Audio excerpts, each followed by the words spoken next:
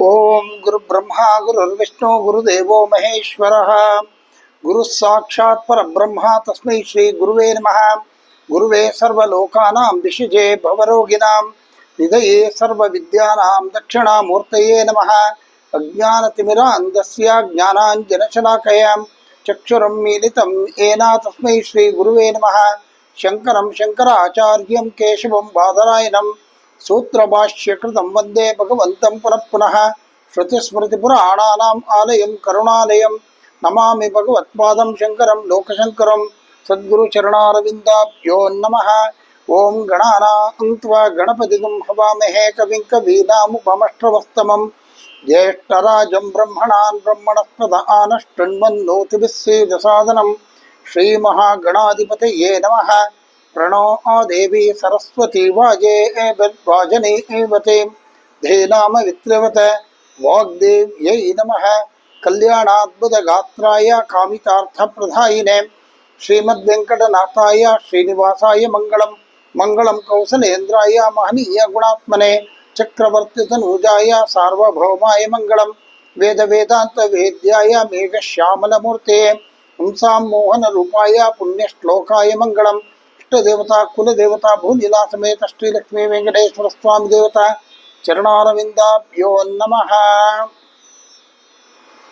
ಜಗದ್ಗುರುಗಳಾಗಿರ್ತಕ್ಕಂತಹ ಶ್ರೀ ಶ್ರೀ ಶ್ರೀ ಭಾರತೀ ತೀರ್ಥ ಮಹಾಸ್ವಾಮಿಗಳು ಹಾಗೂ ಜಗದ್ಗುರುಗಳಾಗಿರ್ತಕ್ಕಂತಹ ಶ್ರೀ ಶ್ರೀ ಶ್ರೀ ವಿಧುಶೇಖರ ಭಾರತೀ ಮಹಾಸ್ವಾಮಿಗಳ ಚರಣಾರವಿಂದಗಳಲ್ಲಿ ಸಾಷ್ಟಾಂಗ ನಮಸ್ಕಾರವನ್ನ ಅರ್ಪಣೆ ಮಾಡ್ತಾ ಇವತ್ತಿನ ಭಾಗವನ್ನು ನಾವು ಆರಂಭ ಮಾಡೋಣ।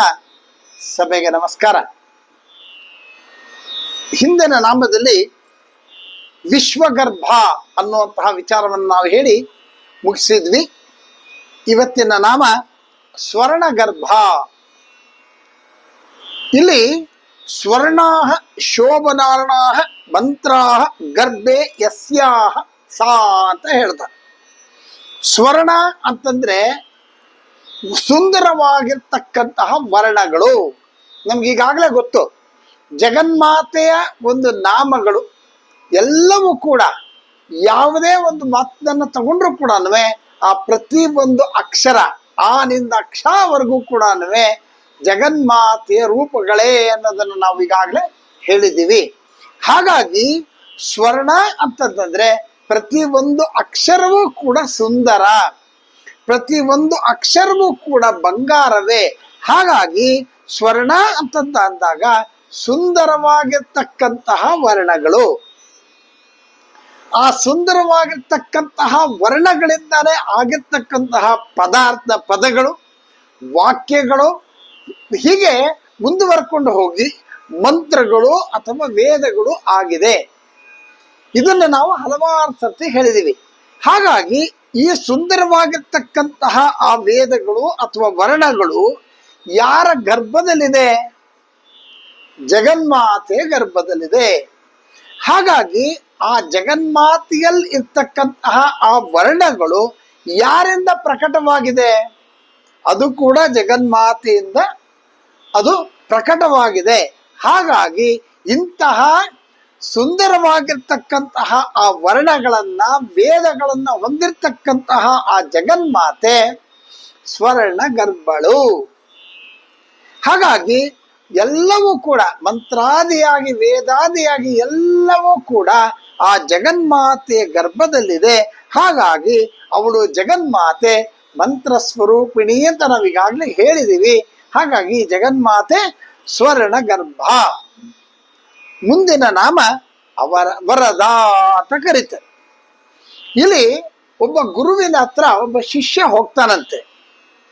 ಅವನು ಹೋಗಿ ಯಾವುದೋ ಒಂದು ವಿಚಾರವನ್ನ ಮಾತಾಡಿ ನನಗೆ ಒಂದು ಮಂತ್ರವನ್ನು ಕೊಡಿ ಅಥವಾ ನಾನು ಹೀಗಾಗಿದೆ ಅನ್ನೋದನ್ನ ಒಂದು ವಿಚಾರವನ್ನು ಮಾತಾಡ್ತಾನಂತೆ।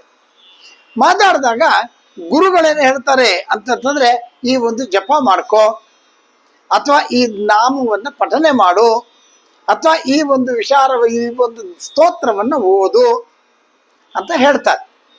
ಆಗ ಆ ಶಿಷ್ಯ ಕೇಳ್ತಾನಂತೆ, ಗುರುಗಳೇ, ನಾನು ಬಂದಿದ್ದು ಏನೋ ಒಂದು ಸಮಸ್ಯೆಗೆ, ನೀವು ನಿಮ್ಮ ಕಡೆಯಿಂದ ಒಂದು ವಿಭೂತಿನೋ ಒಂದು ಪ್ರಸಾದನೋ ಇನ್ನೊಂದು ಮತ್ತೊಂದು ಕೊಡ್ತೀರಿ ಅಂತ ನಾನು ಅಪೇಕ್ಷೆ ಇಟ್ಕೊಂಡು ಬಂದೆ। ಆ ಆ ಒಂದು ಪ್ರಸಾದ, ಒಂದು ವಿಭೂತಿ, ಇನ್ನೊಂದು ಮತ್ತೊಂದರಿಂದ ನನ್ನ ಪ್ರಾಬ್ಲಮ್ ಸಾಲ್ವ್ ಆಗತ್ತೆ ಅಂತ ಅನ್ಕೊಂಡಿದ್ದೆ ಅಂತ ಅವನ್ ಮಾತು ಹೇಳ್ತಾನಂತೆ. ಆಗ ನೋಡಿ, ನಾನೇನೋ ಅನ್ಕೊಂಡಿದ್ದೆ, ನೀವು ಈ ಮಂತ್ರ ಹೇಳು, ಈ ನಾಮ ಜಪ ಮಾಡು, ಹಾಗೆ ಮಾಡು, ಹೀಗೆ ಮಾಡು ಅಂತ ಹೇಳ್ತಾ ಇದ್ದೀರಿ ಅಂತ ಅವನು ಹೇಳ್ತಾನಂತೆ. ಆಗ ಈ ಒಂದು ವಿಚಾರವನ್ನ ತಿಳಿದಂತ ಗುರು ತಿಳ್ಕೊಂಡು ಇದರಲ್ಲಿ ನಾವು ವಿಚಾರವನ್ನು ಏನು ಅರ್ಥ ಮಾಡ್ಕೋಬೇಕು ಅಂತಂದ್ರೆ, ಗುರುವಿನ ಹತ್ರ ಹೋದಾಗ ಅವನ ಕೈನಲ್ಲಿ ಯಾವ ಧರ್ಮವನ್ನ ಆಚರಿಸು ಅಂತ ಗುರು ಹೇಳ್ತಾನೋ ಆ ಧರ್ಮವನ್ನ ಅಥವಾ ಆ ವಿಚಾರವನ್ನ, ಗುರು ಹೇಳಿದ್ದನ್ನ, ಅವರ ಮಾರ್ಗದರ್ಶನವನ್ನ ಮಾಡಿದಾಗ ಅವನು ಆಗ ಅದು ಸರಿ ಹೋಗುತ್ತೆ ಅನ್ನೋದು ಆ ಗುರು ಗೊತ್ತಿರುತ್ತೆ. ಹಾಗಾಗಿ ತನ್ನ ಕೈನಲ್ಲಿ, ಅಂದ್ರೆ ಯಾರು ಶಿಷ್ಯ ಅಥವಾ ಯಾರು ಅಪೇಕ್ಷೆ ಇಟ್ಕೊಂಡು ಹೋಗಿರ್ತಾರೋ ಅವರ ಕೈನಲ್ಲಿ ಧರ್ಮವನ್ನ ಆಚರಿಸೋ ರೀತಿಯಲ್ಲಿ ಮಾಡ್ತಕ್ಕಂಥವನೇ ಗುರು ಅಂತ ಹೇಳ್ತಾರೆ ಇಲ್ಲಿ. ಆಮೇಲೆ ಗುರುಗಳು ತಾವು ಮಾಡಿರ್ತಕ್ಕಂಥ ತಪಸ್ಸಿರ್ಬೋದು, ಜಪ, ತಪ, ಇನ್ನೊಂದು ಮತ್ತೊಂದು ಏನೇ ಇದ್ರೂ ಕೂಡ ಅವರ ಆಶೀರ್ವಾದ ಒಂದು ಪಡಿಬೇಕೇ ವಿನಃ ನೀವು ಮಾಡಿದ ಜಪಾನ ನನಗೆ ಕೊಟ್ಬಿಡಿ ಅಂತಾನೋ ಅಥವಾ ನೀವು ಮಾಡಿರ್ತಕ್ಕಂಥ ಇದನ್ನೆಲ್ಲ ಕೂಡ ನಮಗೆ ಕೊಡಿ ಅಂತಾನೋ ಅದು ಸಾಧ್ಯವಾಗೋದಿಲ್ಲ. ಯಾಕೆ ಅಂದ್ರೆ ಅದಕ್ಕೆ ಅರ್ಹತೆ ಬೇಕಾಗತ್ತೆ. ಹಿಂದೆ ಅನೇಕ ಪುರಾಣಗಳಲ್ಲಿ ಕೂಡ ತಮ್ಮತ್ರ ಇರ್ತಕ್ಕಂತಹ ಶಕ್ತಿಯನ್ನ ಇನ್ನೊಬ್ಬರಿಗೆ ಕೊಟ್ಟಿರ್ತಕ್ಕಂಥ ಉದಾಹರಣೆಗಳು ಕೂಡ ಉಂಟು. ಉದಾಹರಣೆಗೆ ಈ ಯಯಾತಿ ಇದು ಬಂದ ಕಥೆಗಳನ್ನು ಓದಿದಾಗ ಶುಕ್ರಾಚಾರ್ಯರು ತಮ್ಮ ಶಕ್ತಿಯನ್ನ ಕೊಟ್ಟರು ಅನ್ನೋ ಮಾತನ್ನ. ಹಾಗಾಗಿ ಇಂತಹ ಒಂದು ವಿಚಾರವನ್ನ ಅದು ಯೋಗ್ಯನಿಗೆ ಸರಿಯಾದ ಸಂದರ್ಭದಲ್ಲಿ, ಹಾಗಾಗಿ ಓದೋದವರೆಲ್ಲ ಗುರುಗಳ ಹತ್ರ ನಿಮ್ಮ ಪುಣ್ಯ ನಮಗೆ ಕೊಡಿ, ನಿಮ್ಮ ಪುಣ್ಯ ಕೊಡಿ, ಅದು ಸಾಧ್ಯ ಆಗೋದಿಲ್ಲ. ಇಲ್ಲಿ ತಾನು ಮಾಡಿರ್ತಕ್ಕಂತಹ ಈ ಒಂದು ಗುರು ಹೇಳಿರ್ತಕ್ಕಂತಹ ವಿಚಾರವನ್ನ ಅವನು ಪಾಲನೆ ಮಾಡಿದಾಗ ಅವರ ಗುರು ಕೃಪಾ ಕಟಾಕ್ಷದಿಂದ ಅವನಿಗೆ ಅವನ ಸಂದರ್ಭಕ್ಕೆ ಒದಗಿರ್ತಕ್ಕಂಥ ಸಂಕಷ್ಟಗಳು ನಿವಾರಣೆ ಆಗುತ್ತೆ. ಗುರು ಹೇಳ್ದ ಇಂಥದ್ದನ್ನ ಮಾಡು ಅಂತ ಅವ್ರು ಹೇಳಿದಾಗ ಅದನ್ನ ಮಾಡಬೇಕು. ಅದನ್ನ ಬಿಟ್ಟುಬಿಟ್ಟು ಇವ್ರು ಕೊಟ್ಟರು ನನಗೆ ಈಗ ಸರಿ ಹೋಗ್ಬಿಡುತ್ತೆ ಅನ್ನೋದಲ್ಲ. ಇಲ್ಲಿ ಮಾಡ್ಬೇಕಾಗಿರ್ತಕ್ಕಂಥ ಕರ್ತವ್ಯವನ್ನ, ಕರ್ಮವನ್ನ ಮಾಡ್ಬೇಕಾಗತ್ತೆ. ಆಮೇಲೆ ಇನ್ನೊಬ್ಬರ ಒಂದು ಶಕ್ತಿ ಅಥವಾ ಅವ್ರು ಪಡ್ಕೊಂಡಿರ್ತಕ್ಕಂತಹ ಫಲವನ್ನ ಅಪೇಕ್ಷೆ ಪಡಬಾರದು ಅಥವಾ ಅದ್ರ ಮೇಲೆ ಅವರು ಅವಲಂಬಿಸಿರಬಾರ್ದು ಅಂತ. ಕೆಲವು ಸತಿ ಎಲ್ಲೆಲ್ಲೋ ಹೋಗಿರ್ತಾರೆ, ಪುಣ್ಯಕ್ಷೇತ್ರಗಳು ಅಲ್ಲಿ ಹೋಗ್ಬಿಡ್ತಾರೆ, ಆ ಫಲ ನನಗೆ ಕೊಟ್ಬಿಡುತ್ತೆ, ಹಾಗೆಲ್ಲ ತಗೊಳಕ್ಕೂ ಆಗಲ್ಲ, ಕೊಡೋಕ್ಕೂ ಆಗೋದಿಲ್ಲ. ಅದು ಅವ್ರವ್ರು ಮಾಡಿರ್ತಕ್ಕಂತಹ ಪುಣ್ಯ ವಿಶೇಷಗಳು. ಹಾಗಾಗಿ ಈಗ ಬರೀ ಒಳ್ಳೇದನ್ನ ಮಾತ್ರ, ಈಗ ಅಲ್ಲೆಲ್ಲ ಒಳ್ಳೆ ಇದಕ್ಕೆ ಪುಣ್ಯ ಪಡ್ಕೊಂಡು ಬಂದ ಅದು ಮಾತ್ರ ಕೊಡು, ಈಗ ಒಂದು ಪಾಪ ಮಾಡಿರ್ತಾನಲ್ಲ ಅದನ್ನೂ ಒಂದಷ್ಟು ಕೊಡು ಅಂತ ಕೇಳೋಲ್ಲ ಅವನು, ಬರೀ ಇದು ಮಾತ್ರ ಕೇಳ್ತಾನೆ, ಅದನ್ನು ಕೇಳೋದಿಲ್ಲ.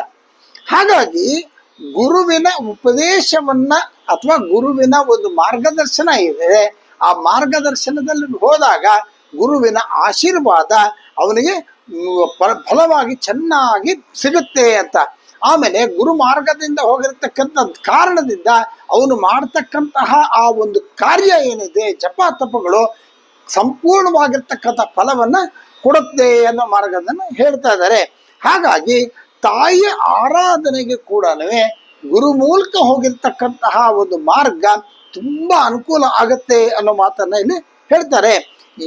ನೋಡಿ, ಒಂದು ಉದಾಹರಣೆ ಏನ್ ಹೇಳ್ಬೇಕು ಅಂತಂದ್ರೆ, ಯಾರೋ ಒಂದು ನಾಮವನ್ನು ಈಗ ಗುರುಮುಖೇಣ ಆಗಿಲ್ಲಪ್ಪ, ದೇವಿಯ ನಾಮ ಶ್ರೀಮಾತ್ರೇ ನಮಃ, ಶ್ರೀಮಾತಾ ಶ್ರೀಮಾತಾ ಶ್ರೀಮಾತಾ ಶ್ರೀಮಾತ್ರೇ ನಮಃ ಅಂತ ಬರೀ ಆ ದೇವಿಯ ನಾಮವನ್ನೇ ಹೇಳ್ತಾ ಇದ್ದಾಗ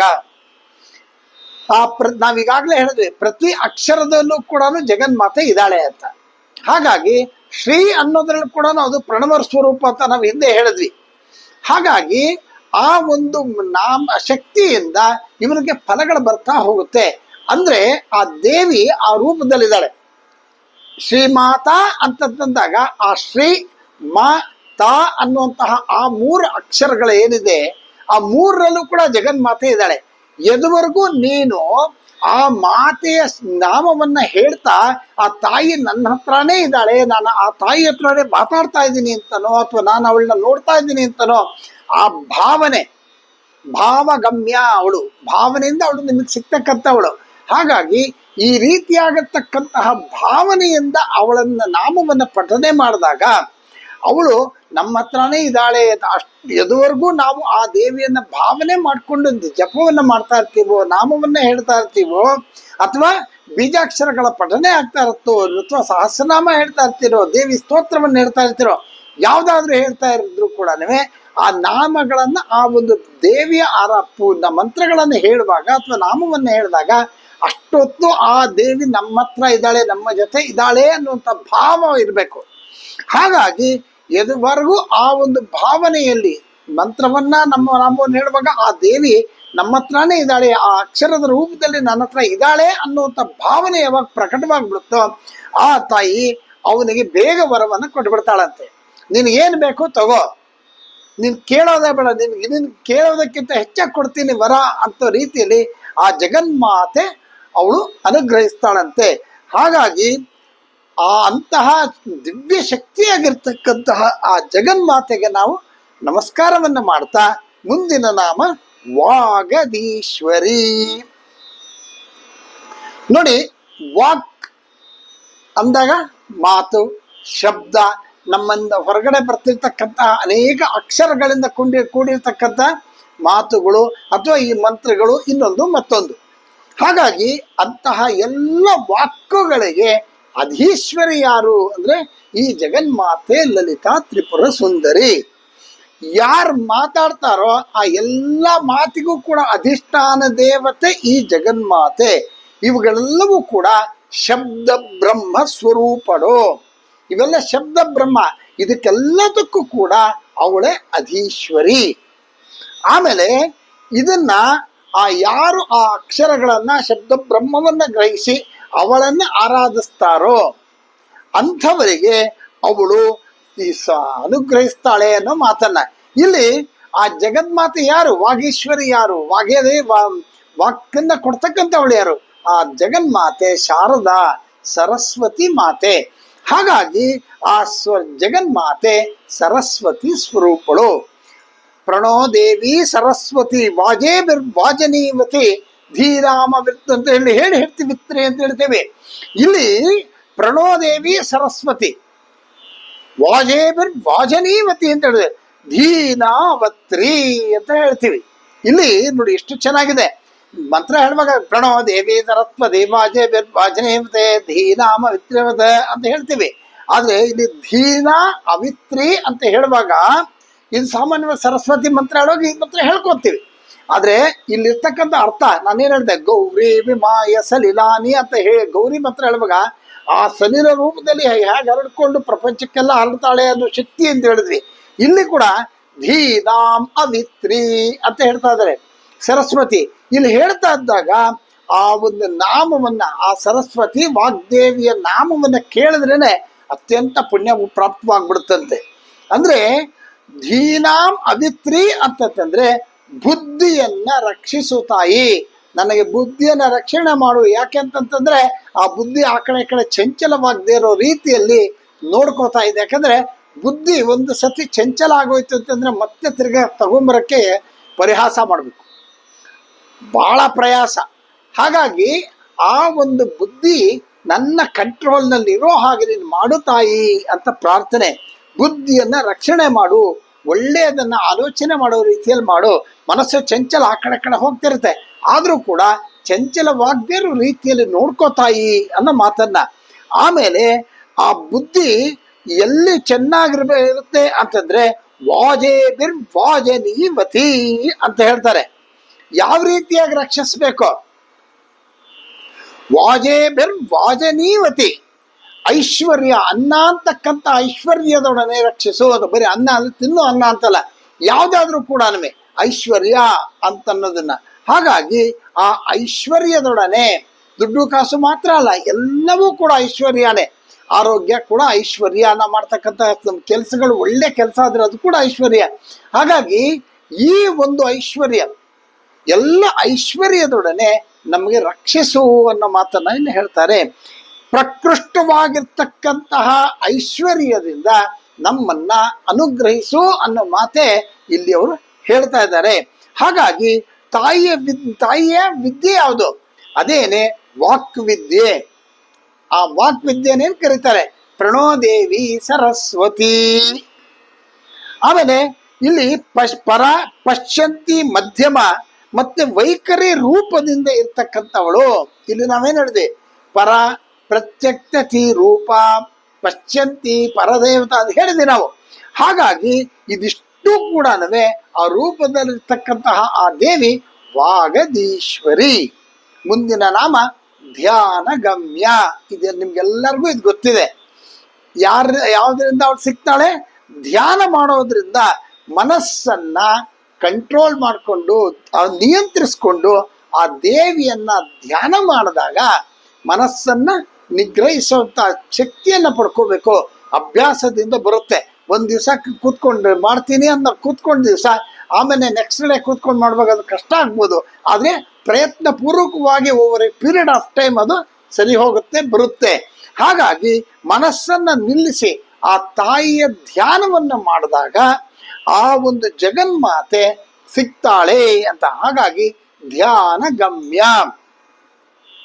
ಈ ಬ್ರಹ್ಮ ವಿದ್ಯಾ ಸ್ವರೂಪಿಣಿಯಾಗಿರ್ತಕ್ಕಂತಹ ಆ ತಾಯಿ ಧ್ಯಾನದಿಂದಾನೇ ಸಿಗ್ತಾಳೆ ಅನ್ನೋದಕ್ಕೆ ಒಂದು ಶ್ಲೋಕವನ್ನು ಏನ್ ಹೇಳ್ತಾರೆ ಅಂದ್ರೆ, ತೇ ಧ್ಯಾನ ಯೋಗಾನುಗತ ಅಪಶ್ಯನ್ ದೇವಾತ್ಮ ಶಕ್ತಿಂ ಸ್ವಗುಣೈರ್ ನಿಗುಣಾಂ ಅಂತ ಹೇಳ್ತಾರೆ. ಅಂದ್ರೆ ಸತ್ವಾತ್ಮಕ ಗುಣಗಳಿಂದ, ಸಾತ್ವಿಕ ಗುಣಗಳಿಂದ ಆವೃತಳಾಗಿ ನಮ್ಮನ್ನ, ಅಂದ್ರೆ ಆ ತಾಯಿ ಆ ಸಾತ್ವಿಕ ಗುಣಗಳಿಂದ ಆವೃತವಾಗಿರ್ತಕ್ಕಂತಹ ಆ ಜಗನ್ಮಾತೆ ಅವಳು ನಿಗೂಢವಾಗಿದ್ದಾಳಂತೆ. ಅಂದ್ರೆ ದೇವನ ಶಕ್ತಿಯಾಗಿರ್ತಕ್ಕಂತಹ ಆ ದೇವಿಯನ್ನ ಯಾರು ಋಷಿಗಳು ನೋಡಿದ್ರು ಅನ್ನೋ ಮಾತನ್ನ ಇಲ್ಲಿ ಹೇಳ್ತಾರೆ. ಅಂದ್ರೆ ಆ ತಾಯಿಯನ್ನ ಅಷ್ಟು ಚೆನ್ನಾಗಿ ಧ್ಯಾನದಿಂದ ಅವಳು ಆ ತಾಯಿಯನ್ನ ಆರಾಧಿಸಿದ್ರು, ಅವರಿಗೆ ಅವಳು ಪ್ರಕಟವಾದ್ಲು ಅನ್ನೋ ಮಾತನ್ನ ಇಲ್ಲಿ ಹೇಳ್ತಾ ಇದ್ದಾರೆ. ಮುಂದಿನ ನಾಮ ಅಪರಿಚ್ಛೇದ್ಯ. ನಾವಿದು ಹೇಳಿದ್ವಿ. ಏನದು ಅಂತಂದ್ರೆ, ಪರಿಚ್ಛೇದ್ಯ ಅಂದ್ರೆ ಏನು? ಲಿಮಿಟೇಷನ್ಸ್, ಪರಿಧಿ ಇರ್ತಕ್ಕಂಥದ್ದು. ನಮಗೆಲ್ಲ ಪರಿಧಿ ಇದೆ, ಕಾಲ ಪರಿಧಿ ಇದೆ, ಜೀವ ಪರಿಧಿ ಇದೆ, ಜೀವನ ಪರಿಧಿ ಇದೆ. ಪ್ರತಿಯೊಂದಕ್ಕೂ ಲಿಮಿಟೇಷನ್. ನಾವು ಅದನ್ನು ಮೀರಿ ಹೋಗೋಕ್ಕೆ ಆಗೋದಿಲ್ಲ. ಪ್ರತಿ ಉಪಾಧಿಗೂ ಕೂಡ ಪರಿಧಿ ಇದೆ, ಲಿಮಿಟೇಷನ್ಸ್, ಒಂದು ಬೌಂಡ್ರಿ ಇದೆ.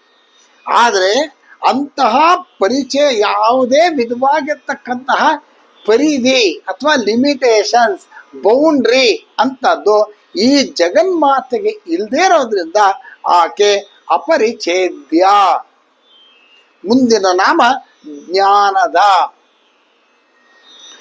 ದೇವಿಯನ್ನ ಉಪಾಸಿಸ್ತಾ ಇರ್ತಕ್ಕಂಥ ಸಂದರ್ಭದಲ್ಲಿ ಅವಳನ್ನ ನಾವು ಪಡಿಬೇಕು, ಅವಳ ಅನುಗ್ರಹ ಆಗಬೇಕು ಅಂತಂದಾಗ ನಾವೇನ್ ಮಾಡಬೇಕು? ಪ್ರಯತ್ನವನ್ನ ಮಾಡಬೇಕು. ಅದಕ್ಕೆ ನಾವು ಪ್ರಯತ್ನವನ್ನ ಮಾಡದೇನೆ ಇದ್ರೆ ಹೆಂಗೆ ಆಗುತ್ತೆ? ತಾಯಿಯನ್ನ ಕೇಳ್ಕೋಬೇಕು. ಅಮ್ಮ, ನಾನು ನಿನ್ನ ದರ್ಶನ ಮಾಡಬೇಕು, ಅಮ್ಮ ನಿನ್ನ ಅನುಗ್ರಹ ನನಗೆ ಬೇಕು ಅಂತ ಕೇಳಿದಾಗ ಆ ಜಗನ್ಮಾತೆ ಯಾವ ರೀತಿಯಾಗಿರ್ತಕ್ಕಂಥ ಜ್ಞಾನವನ್ನ ಅವನಿಗೆ ಕೊಟ್ರೆ ತನ್ನ ದರ್ಶನ ಆಗುತ್ತೋ ಅಥವಾ ತನ್ನ ಅನುಗ್ರಹ ಆಗುತ್ತೋ ಅದನ್ನ ಆ ಜಗನ್ಮಾತೆ ಆ ಭಕ್ತನಿಗೆ ಕರುಣಿಸ್ತಾಳೆ. ಹಾಗಾಗಿ ಆ ಒಂದು ಭಕ್ತಿಯಿಂದ, ಆ ಒಂದು ಜ್ಞಾನದಿಂದ ಆ ದೇವಿಯನ್ನ ಅವನು ಆರಾಧನೆ ಮಾಡಿದ್ದೆ ಆದ್ರೆ ಅಥವಾ ಉಪಾಸನೆ ಮಾಡಿದ್ದೆ ಆದ್ರೆ ಅವಳು ಆ ಜ್ಞಾನವನ್ನ ಕರುಣಿಸಿ ಆ ದೇವಿಯ ಅನುಗ್ರಹವನ್ನು ಪಡಿಬಹುದು. ಹಾಗಾಗಿ ಅವಳು ಜ್ಞಾನದ. ಮುನ್ನದು ಜ್ಞಾನ ವಿಗ್ರಹ. ನೋಡಿ, ವಿಗ್ರಹ ಅಂತಂದ್ರೇನು? ಶರೀರ. ಅವಳ ಶರೀರನೇ ಜ್ಞಾನವಾಗಿದೆ, ಜ್ಞಾನ ಸ್ವರೂಪಿಣಿ ಅಂತ ನಾವು ಹೇಳಿದ್ವಿ. ಹಾಗಾಗಿ ಅವಳ ಶರೀರವೇ ಜ್ಞಾನ ಆಗಿರೋದ್ರಿಂದ ಜ್ಞಾನವೇ ಯಾರ ಶರೀರ ಆಗಿದೆಯೋ ಅವಳು ಜ್ಞಾನ ವಿಗ್ರಹಳು ಅಂತ ಹೇಳ್ತಾ ಇದ್ದಾರೆ. ಇಲ್ಲಿ ಜಗತ್ತೆಲ್ಲವೂ ಕೂಡ ಜ್ಞಾನದಿಂದ ತುಂಬಿದೆ, ಆದ್ರೆ ನಾವು ಆ ಜ್ಞಾನವನ್ನ ಬಳಸ್ಕೋತಾ ಇಲ್ಲ ಅಷ್ಟೇ. ಹಾಗಾಗಿ ಅಂತಹ ವಿಶಾಲವಾಗಿರ್ತಕ್ಕಂತಹ ಜ್ಞಾನ ಸ್ವರೂಪಿಣಿಯಾಗಿರ್ತಕ್ಕಂತಹ ಆ ಜಗನ್ಮಾತೆ ಅವಳು ಜ್ಞಾನ ಸ್ವರೂಪಿಣಿ ಅಥವಾ ಜ್ಞಾನ ವಿಗ್ರಹ. ಇದಕ್ಕೆ ವಿವರಣೆ ಏನ್ ಕೊಡ್ತಾರೆ ಅಂತಂದ್ರೆ, ಜ್ಞಾನದೇವ ವಿಗ್ರಹ ಶರೀರಂ ಯಸ್ಯಾಹ ಸರ್ವಸ್ಯ ಜಗತ ಜ್ಞಾನಾತ್ಮಕತ್ವಾತ್ ಅಂತ ಹೇಳ್ತಾರೆ ಈ ಶ್ಲೋಕ. ಮುಂದಿನ ನಾಮ ಸರ್ವ ವೇದಾಂತ ಸಂವೇದ್ಯ. ಇಲ್ಲಿ ಬ್ರಹ್ಮವಿದ್ಯೆ ಎಲ್ಲಿ ಸಿಗುತ್ತೆ ಅಂತಂದಾಗ ಸರ್ವ ವೇದಾಂತ ಸಂವೇದ್ಯ. ಇಲ್ಲಿ ವೇದ ಸಂವೇದ್ಯ ಅಂತ ಹೇಳಿಲ್ಲ, ಸರ್ವ ವೇದಾಂತ ಸಂವೇದ್ಯ ಅಂತ ಹೇಳಿದ್ದಾರೆ ಅವರು. ಯಾಕೆಂತಂದ್ರೆ ವೇದಾಂತ ಸಂವೇದ್ಯ ಅಂತ ಹೇಳಬೇಕಾಗಿತ್ತು, ಇಲ್ಲಿ ವೇದಾಂತ ಸಂವೇದ್ಯ ಅಂತ ಹೇಳಿದ್ದಾರೆ. ಇನ್ನೊಂದೇನಾಗತ್ತೆ ಅಂತಂದ್ರೆ ಇಲ್ಲಿ ಎರಡು ಭಾಗ, ವೇದ ಅಂತಂದಾಗ ಎರಡು ಭಾಗಗಳನ್ನ ನಾವು ನೋಡ್ತೀವಿ. ಒಂದು ಕರ್ಮಕಾಂಡ, ಇನ್ನೊಂದು ಜ್ಞಾನಕಾಂಡ. ಇಲ್ಲಿ ಜ್ಞಾನಕಾಂಡ ಮಾತ್ರ ಹೇಳ್ತಕ್ಕಂಥದ್ದು ಯಾವುದು ಅಂತಂದ್ರೆ ವೇದಾಂತ ಅಥವಾ ಉಪನಿಷತ್. ಜ್ಞಾನಕಾಂಡ ಹೇಳ್ತಕ್ಕಂಥದ್ದು ಮೊದಲನೇದು, ಅದು ವೇದಾಂತ ಅಥವಾ ಉಪನಿಷತ್. ಜ್ಞಾನಕಾಂಡದಲ್ಲಿ ಹೇಳೋದೆಲ್ಲ ಯಾವುದು ಅಂದ್ರೆ ಜ್ಞಾನ ಮಾತ್ರ. ಯಾಕಂದ್ರೆ ಜ್ಞಾನ ಹೆಸರೇ ಹೇಳ್ತಾ ಇದೆ, ಜ್ಞಾನಕಾಂಡ ಅಂತಾನೆ ಹೇಳ್ತಾ ಇದೆ. ಅಲ್ಲಿ ಹೇಳ್ತಕ್ಕಂಥದ್ದೆಲ್ಲವೂ ಕೂಡ ಜ್ಞಾನವನ್ನದು ಮಾತ್ರ ಹೇಳ್ತಾ ಇದೆ. ಉದಾಹರಣೆಗೆ ಸಿ ಪದಾರ್ಥದಲ್ಲಿ ಏನಿದೆ ಅಂದ್ರೆ ಸಿ ಇದೆ. ಹಾಗೆ ಜ್ಞಾನ ವೇದಾಂತದಲ್ಲಿ ಬಹಳ ಚೆನ್ನಾಗಿ ತಿಳಿಯಾಗಿ ಗೊತ್ತಾಗತ್ತಂತೆ. ಈ ಜ್ಞಾನಕಾಂಡದಲ್ಲಿ ಆ ಒಂದು ವೇದಾಂತ ಜ್ಞಾನ ವೇದಾಂತದಲ್ಲಿ ಅತ್ಯಂತ ತಿಳಿಯಾಗಿ ಅದು ಬಹಳ ಚೆನ್ನಾಗಿ ಅರ್ಥ ಆಗುವ ಹಾಗೆ ಇರುತ್ತಂತೆ. ಸಂವೇದ್ಯ ಅಂತಂದ್ರೆ ಸಂಪೂರ್ಣವಾಗಿ, ಸ್ಪಷ್ಟವಾಗಿ, ಬಹಳ ತಿಳಿಯಾಗಿ ಸರ್ವ ವೇದಾಂತ ಸಂವೇದ್ಯದಲ್ಲಿ ಅದು ವ್ಯಕ್ತವಾಗಿದೆ ಅಥವಾ ಅದು ದೊರಕತ್ತೆ ಅನ್ನೋ ಮಾತನ್ನ ಇಲ್ಲಿ ಹೇಳ್ತಾರೆ. ಹಾಗಾಗಿ ಇಂತಹ ವೇದಾಂತದ ಒಂದು ಗಣಿಯಾಗಿರೋದ್ರಿಂದ, ಎಲ್ಲವೂ ಅವಳೇ ಆಗಿರೋದ್ರಿಂದ ಸರ್ವ ವೇದಾಂತ ಸಂವೇದ್ಯ. ಮುಂದಿನ ನಾಮ ಸತ್ಯಾನಂದ ಸ್ವರೂಪಿಣಿ. ಇಲ್ಲಿ ಸತ್ಯ ಅಂತಂದ್ರೆ ಏನು ಅಂತಂದಾಗ ತ್ರಿಕಾಲದಲ್ಲೂ ಕೂಡ ನಶಿಸದೆ ಇರ್ತಕ್ಕಂಥದ್ದು ಸತ್ಯ. ಅದೇ ಅಖಂಡ ಆನಂದ ಸ್ವರೂಪ.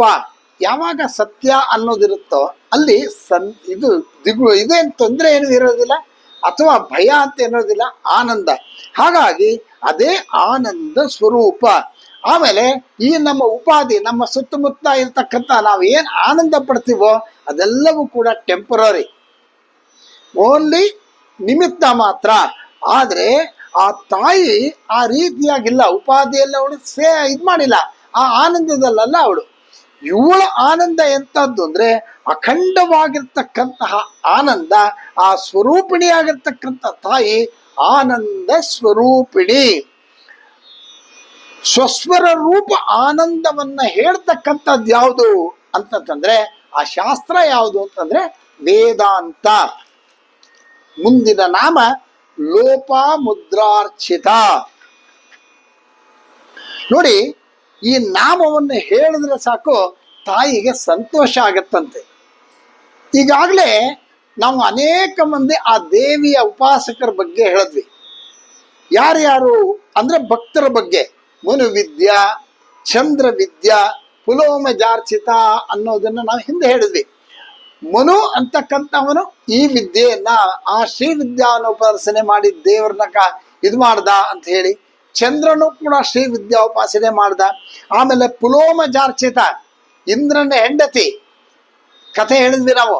ಇಂದ್ರ ಇದರಲ್ಲಿ ಸಿಕ್ಕಾಕೊಂಡಿದ್ದಾಗ ಅವನು ಇದು ಏನೋ ಕಮಲದ ಒಂದು ನಾಳದಲ್ಲಿ ತಪಸ್ ಮಾಡ್ತಾ ಇದ್ದ, ಇತ್ಯಾದಿ ಇತ್ಯಾದಿ ಕಥೆಗಳು ಹೇಳಿದಾಗ ಈ ಪುಲೋಮ ಅಂತಕ್ಕಂಥವಳು ಅಂದ್ರೆ ಇಂದ್ರನ ಹೆಂಡತಿ ದೇವಿಯನ್ನ ಪೂಜೆಯನ್ನು ಮಾಡಿದ್ಲು ಅನ್ನೋ ಮಾತನ್ನ. ಹೀಗೆ ಎಷ್ಟೊಂದು ಜನರು ನಾವೀಗಾಗಲೇ ಈ ಒಂದು ಹಿಂದಿನ ನಾಮಗಳಲ್ಲಿ ಹೇಳುವಾಗ ಜ್ಞಾಪಿಸ್ಕೊಂಡಿದ್ದೀವಿ. ಆಗ ಈ ಒಬ್ಬರ ತಾಯಿಯನ್ನ ಇದೇ ರೀತಿ ಇಲ್ಲಿ ಎರಡು ಮುಖ್ಯವಾಗಿರ್ತಕ್ಕಂಥ ರೀತಿ ಇದೆ. ಒಬ್ರು ತಾಯಿಯನ್ನ ಪೂಜಿಸಿ ಫಲವನ್ನು ಪಡ್ಕೊಂಡವರು, ಇನ್ನೊಬ್ರು ತಾಯಿಯ ಮಂತ್ರದಿಂದ ದ್ರಷ್ಟರಾಗಿ ಆ ಮಂತ್ರವನ್ನ ನಮಗೆ ಕೊಟ್ಟಂತ ಮಹಾನೀಯರು. ಮನುವಿದ್ಯಾ, ಚಂದ್ರವಿದ್ಯಾ, ಕಾಮಸೇವಿತ ಇವೆಲ್ಲರೂ ಕೂಡ ತಾಯಿಗೆ ದ್ರಷ್ಟರು. ಈ ದ್ರಷ್ಟರು ಅನ್ನೋದ್ರಲ್ಲಿ ಲೋಪಾಮುದ್ರ ಕೂಡ ಒಬ್ರು. ಲೋಪಾಮುದ್ರ ಯಾರು ಅಂತಂದ್ರೆ ಅಗಸ್ತ್ಯರ ಪತ್ನಿ, ಅಗಸ್ತ್ಯ ಮಹಾಮುನಿಗಳ ಪತ್ನಿ ಲೋಪಾಮುದ್ರ. ಆ ಈಕೆ ಕೊಟ್ಟಂತ ವಿದ್ಯೆಗೆ ಲೋಪಾಮುದ್ರಾ ವಿದ್ಯೆ ಅಂತ ಕೂಡ ಕರೀತಾರೆ. ಇಲ್ಲಿ ಈ ಒಂದು ಲೋಪಾಮುದ್ರ ವಿದ್ಯೆ ಹ ಅನ್ನುವಂಥ ಅಕ್ಷರದಿಂದ ಅದು ವರ್ಣದಿಂದ ಅದು ಆರಂಭವಾಗುತ್ತಂತೆ. ಈ ಲಲಿತಾ ಸಹಸ್ರನಾಮವನ್ನು ಆರಂಭ ಮಾಡೋ ಮುಂಚೆ ಅಗಸ್ತ್ಯರು ಮತ್ತೆ ಹಯಗ್ರೀವರ ಮಧ್ಯೆ ಮಾತುಕತೆ ಆಯಿತು ಅಂತ ನಾವು ಆರಂಭದಲ್ಲಿ ಹೇಳಿದ್ವಿ. ಶ್ರೀಮಾತ್ರೇ ನಮಃ ಅಂತ ಹೇಳೋದಕ್ಕಿಂತ ಮುಂಚೆ ಈ ಒಂದು ಇತಿಹಾಸವನ್ನ, ಪುರಾಣದ ಕಥೆಯನ್ನು ನಾವು ಹೇಳಿದ್ವಿ ಅಲ್ವೇ. ಆಗ ಅಗಸ್ತ್ಯರು ಹಯಗ್ರೀವರನ್ನ ಕೇಳ್ತಾರಂತೆ, ಯಾಕೆ ಇಂಥ ರಹಸ್ಯವಾಗಿರ್ತಕ್ಕಂತಹ ಲಲಿತಾ ಸಹಸ್ರನಾಮವನ್ನ ನನಗೆ ಹೇಳಲಿಲ್ಲ ಅಂತ ಅವ್ರು ಕೇಳ್ತಾರಂತೆ. ಕೇಳಿದಾಗ ಈ ಒಂದು ಕಾರಣವನ್ನ ಕೊಟ್ಟು ಅದಕ್ಕೊಂದು ಕತೆ ನಾವು ಹೇಳಿದ್ವಿ ಏನೇನ. ಹಾಗಾಗಿ ಆ ಒಂದು ವಿಚಾರವನ್ನು ಹೇಳಿದಾಗ, ನೀನು ಇದಕ್ಕೆ ಎಲಿಜಿಬಿಲಿಟಿ ಯಾಕೆ ಪಡ್ಕೋತಾ ಇದೀಯ ಅಂದ್ರೆ ನೀನು ಲೋಪಾಮುದ್ರೆಯ ಗಂಡನಾಗಿರೋದ್ರಿಂದ ಅಂತ ಅವ್ರು ಹೇಳ್ತಾರೆ. ಹಾಗಾಗಿ ಲೋಪಾಮುದ್ರೆ ಆ ಜಗನ್ಮಾತೆ ಆಗಿರ್ತಕ್ಕಂತಹ ತಾಯಿಯನ್ನ ಆರಾಧನೆಯನ್ನು ಮಾಡಿ ಅವಳನ್ನ ಪೂಜೆಯನ್ನು ಮಾಡಿ ಅವಳಿಂದ ತೃಪ್ತಳಾಗಿ ಈ ಒಂದು ಮಂತ್ರವನ್ನ ಪಡಿತಾಳಂತೆ. ಹಾಗಾಗಿ ಅಂತಹ ಶ್ರೀವಿದ್ಯಾನ ಮಾಡದಂತಹ ಆ ತಾಯಿ ಲೋಪಾಮುದ್ರ. ಆ ಕಾರಣದಿಂದಾನೇ ಆ ದೇವಿ ಲೋಪಾಮುದ್ರ ಅನ್ನೋ ಹೆಸರಲ್ಲಿ ಕೂಡ ಅವಳು ಕರೆಯಲ್ಪಡ್ತಾಳೆ ಅನ್ನೋ ಮಾತನ್ನ ಹೇಳ್ತಾ ಇದ್ದಾರೆ. ಮುಂದಿನ ನಾಮ ಲೀಲಾ ಕ್ಲಿಪ್ತ ಬ್ರಹ್ಮಾಂಡ ಮಂಡಲ. ನೋಡಿ, ಇಲ್ಲಿ ಲೀಲಾ ಅಂತಂದ್ರೆ ಅನಾಯಾಸವಾಗಿ ನಾವು ಹೇಳ್ತೀವಿ, ಲೀಲಾಜಾಲವಾಗಿ ಮಾಡ್ಬಿಟ್ಟ ಕಣೆ ಆ ಕೆಲಸನ ಅಂತ. ಅಂದ್ರೆ ಅನಾಯಾಸವಾಗಿ ಮಾಡ್ದ ಅಂತ. ಏನ್ ಬಹಳ ಕಷ್ಟನ ಅಂದ್ರೆ ಏನ ಲೀಲಾಜಾಲವಾಗಿ ಆಗೋದ್ ಕೆಲಸ ಅಂತೀವಿ. ಲೀಲಾ ಅಂತಂದ್ರೆ ಅನಾಯಾಸವಾಗಿ, ಕ್ಲಿಪ್ತ ಅಂತಂದ್ರೆ ಸೃಷ್ಟಿಸಿರ್ತಕ್ಕಂಥದ್ದು. ಇಲ್ಲಿ ಜಗನ್ಮಾತೆ ಅಖಿಲಾಂಡ ಕೋಟಿ ಬ್ರಹ್ಮಾಂಡವನ್ನ ಅವಳು ಸೃಷ್ಟಿ ಮಾಡ್ತಾಳೆ. ಸೃಷ್ಟಿ ಮಾಡಿದಾಗ ಏನಾಗತ್ತೆ, ಅನ್ಕೋತೀವಿ ಇಷ್ಟೊಂದೆಲ್ಲ ಸೃಷ್ಟಿ ಮಾಡಿದ್ಲಲ್ಲಪ್ಪ ಕಷ್ಟ ಆಯ್ತಾ ಅಂತ. ಇಲ್ಲ, ಆ ಜಗನ್ಮಾತೆ ಲೀಲಾಜಾಲವಾಗಿ ಎಲ್ಲವನ್ನೂ ಕೂಡ, ಅಂದ್ರೆ ಯಾವ ಪದಾರ್ಥ ಅಥವಾ ಯಾವ ಜೀವಿ ಎಲ್ಲಿ ಹುಟ್ಟಬೇಕೋ, ಯಾವ ರೀತಿ ಹುಟ್ಟಬೇಕೋ, ಯಾವ ರೂಪದಲ್ಲಿ ಹುಟ್ಟಬೇಕೋ, ಎಷ್ಟು ಇರಬೇಕೋ, ಅವ್ನಿಗೆ ಏನೇನು ಬೇಕೋ, ಅವ್ರಿಗೆ ಎಷ್ಟು ವರ್ಷ ಬದುಕಬೇಕೋ, ಅವನಿಗೆ ಇತ್ಯಾದಿ ಅವನ ಜೀವನ ಶೈಲಿ ಏನಿರಬೇಕು, ಅವನಿಗೆ ಏನೇನು ಬೇಕು ಎಲ್ಲವನ್ನು ಕೂಡ ಸಂಪೂರ್ಣವಾಗಿ ಮಾಹಿತಿಗಳನ್ನೇ ಅದನ್ನ ಇಟ್ಟು ಆ ಸರಿಯಾಗಿರ್ತಕ್ಕಂಥ ಸೃಷ್ಟಿಯನ್ನ ಮಾಡ್ತಾಳಂತೆ. ಹಾಗಾಗಿ ಇಂತಹ ಅದ್ಭುತವಾಗಿರ್ತಕ್ಕಂಥ ಕಾರ್ಯವನ್ನ ಮಾಡಿದ್ರೂ ಕೂಡ ಆಕೆ ಯಾವುದೇ ರೀತಿಯಾಗಿರ್ತಕ್ಕಂತಹ ಆಯಾಸವನ್ನು ಪಡಲ್ಲ. ಹಾಗಾಗಿ ಆ ದೇವಿ ಲೀಲಾ ಕೃಪ್ತ ಬ್ರಹ್ಮಾಂಡ ಮಂಡಲ ಅಂತ ಹೇಳಿ. ಮುಂದೆ ಅದೃಶ್ಯ, ಅವಳು ಯಾರ ಕಣ್ಣಿಗೂ ಕಾಣಿಸೋದಿಲ್ಲ ಅಂತ. ಅಂದ್ರೆ ದೃಶ್ಯ ಅಂತಂದ್ರೆ ನಮ್ಮ ಕಣ್ಣಿಗೆ ಅಥವಾ ಇಂದ್ರಿಯಗಳಿಗೆ ಕಾಣಿಸ್ತಕ್ಕಂಥದ್ದು. ದೇವಿಗೆ ನಿರ್ದಿಷ್ಟವಾಗಿರ್ತಕ್ಕಂತಹ ಆಕಾರಗಳು, ರೂಪ ಇತ್ಯಾದಿಗಳು ಯಾವುದು ಇಲ್ಲದೆ ಇರೋದ್ರಿಂದ ಆ ಜಗನ್ಮಾತೆ ಅದೃಶ್ಯ. ಮುಂದಿನ ನಾಮ ದೃಶ್ಯರಹಿತ. ನೋಡಿ, ದೃಶ್ಯ ಅಂತಂದ್ರೇನು? ವ್ಯಾವಹಾರಿಕ ಪ್ರಪಂಚ. ನಮ್ಮ ಕಣ್ಣು ಮುಂದೆ ಏನ್ ಕಾಣಿಸ್ತಾ ಇದೆ ಅದೆಲ್ಲವೂ ದೃಶ್ಯ. ಇಲ್ಲಿ ದೃಕ್ ಮತ್ತೆ ದೃಶ್ಯ ಅನ್ನೋದ್ರ ವಿವೇಚನೆಯನ್ನ ಚೆನ್ನಾಗಿ ಹೇಳಿದ್ದಾರೆ. ದೃಶ್ಯ ಅಂತಂದ್ರೆ ಅದು ಜಡವಸ್ತು, ದೃಕ್ ಅಂತಂದ್ರೆ ಚೈತನ್ಯ. ಇದೆರಡು ಸರಿಯಾಗಿ ಅರ್ಥ ಮಾಡ್ಕೊಬಿಡ್ಬೇಕಷ್ಟೇ. ದೃಕ್ ಅಂತಂದ್ರೆ ನೋಡೋದು, ದೃಶ್ಯ ಅಂತಂದ್ರೆ ನೋಡ್ತಿರ್ತಕ್ಕಂಥ ವಸ್ತು. ಯಾವುದನ್ನ ನೋಡ್ತಾ ಇದೀವೋ ಅದೆಲ್ಲವೂ ಜಡ, ಯಾವುದರಿಂದ ನೋಡ್ತಾ ಇದೀವೋ ಅದೆಲ್ಲವೂ ಕೂಡ ಚೈತನ್ಯ, ಅದೇ ದೃಕ್. ಕಣ್ಣಿಂದ ನೋಡ್ತಾ ಇದ್ರೂ ಸಹ ನಾವು ಕಣ್ಣನ್ನ ನೋಡೋದಕ್ಕೆ ಸಾಧ್ಯ ಇಲ್ಲ. ಹಾಗಾಗಿ ತಾಯಿ ಜಡ ಇಲ್ಲ, ಹಾಗಾಗಿ ಅವಳು ದೃಶ್ಯರಹಿತ. ಬಹಳ ಕ್ಲಿಯರ್. ಅವಾಗೇನಾಗತ್ತೆ, ದೃಕ್ ಅಂದ್ರೆ ಚೈತನ್ಯ. ಆ ಚೈತನ್ಯದಿಂದ ನಾವು ನೋಡ್ತಾ ಇರೋದ್ರಿಂದ, ಯಾವುದನ್ನ ದೃಶ್ಯವನ್ನ ನೋಡ್ತಿರೋದ್ರಿಂದ ಅಂತಹದೊಂದು ಚೈತನ್ಯ ಅವಳು ಯಾರು ಅಂತಂದ್ರೆ ದೃಶ್ಯರಹಿತ. ಮುಂದಿನ ನಾಮ ವಿಜ್ಞಾತ್ರಿ. ನೋಡಿ, ತಾಯಿ ಎಲ್ಲವನ್ನು ತಿಳ್ಕೊತಾಳಂತೆ. ಅವಳು ತಿಳಿಬೇಕಾಗಿರ್ತಕ್ಕಂಥ ವಿಷಯಗಳು ಯಾವುದೂ ಇಲ್ಲ.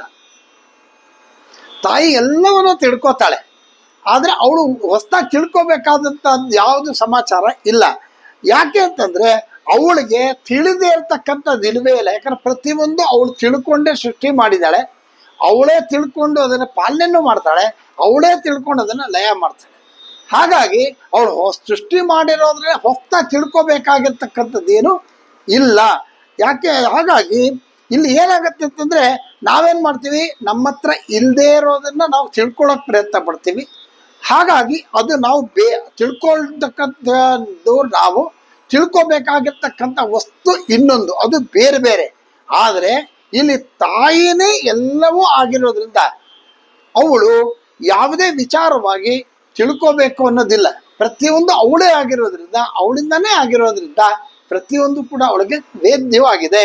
ಹಾಗಾಗಿ ಅವಳು ವಿಜ್ಞಾತ್ರಿ. ಮುಂದಿನ ನಾಮ ವೇದ ವೇದ್ಯವರ್ಜಿತ. ಇದನ್ನ ನಾವು ಮುಂದಿನ ಭಾಗದಲ್ಲಿ ಹೇಳೋಣ. ಪ್ರತಿಯೊಬ್ಬರಿಗೂ ಕೂಡ ಜಗನ್ಮಾತೆ ಅನುಗ್ರಹದಿಂದ ಶುಭವಾಗ್ಲಿ ಅಂತ ಪ್ರಾರ್ಥನೆ ಮಾಡ್ತಾ ಈ ಭಾಗವನ್ನ ನಾನು ಮುಗಿಸ್ತಾ ಇದ್ದೀನಿ. ಎಲ್ರಿಗೂ ಶುಭವಾಗ್ಲಿ. ನಮಸ್ಕಾರ.